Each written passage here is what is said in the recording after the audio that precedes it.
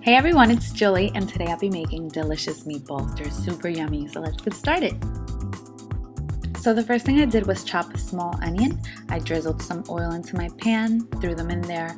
I let them sweat for about 5 minutes on low heat. Once the onions became translucent, I added some fresh chopped garlic, gave it a stir, cooked it for an additional 40 seconds, and then I took it off the heat.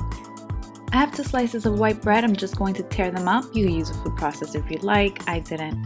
Okay, so then I added some whole milk and I'm just going to mush that together. I'm going to add that to my ground beef. I'm going to add the onions and garlic that we sauteed, some fresh parsley, some fresh basil, some Parmesan cheese, 1 egg. I love how he slipped right down. Okay, some salt and some black pepper, and you want to make sure to season this really well. And then I'm going to mix everything. I use 1 hand, you can use 2.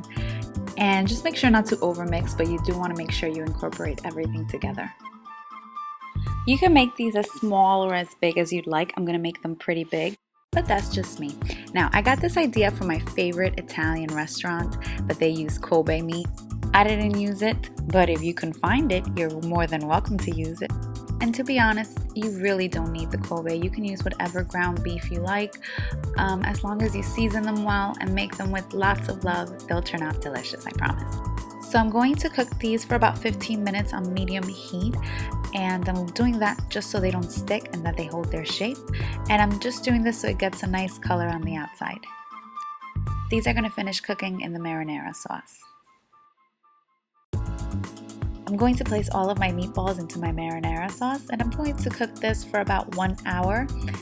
I think this little meatball was on top of another one, so you just want to be gentle with them and then just scoot him over. So we're going to cover this and forget about it for about an hour. Then we're going to get started on our ricotta cheese. I added a little bit of mozzarella cheese, 1 egg. The egg is to make the ricotta creamier. We're also going to add some salt and pepper, some Parmesan cheese, and mix everything together.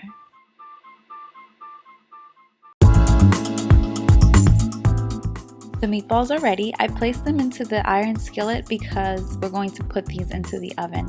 And now I hate to brag, but these were really good. Okay, and I know I overdid it with the ricotta. You could put a little bit less or just as much. And unfortunately, no, you cannot substitute the ricotta cheese for some vanilla ice cream, sorry.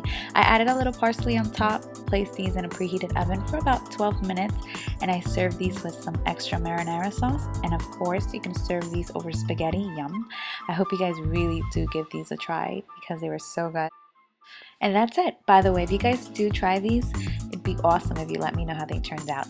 I hope you guys have a wonderful weekend, and thanks so much for watching, guys.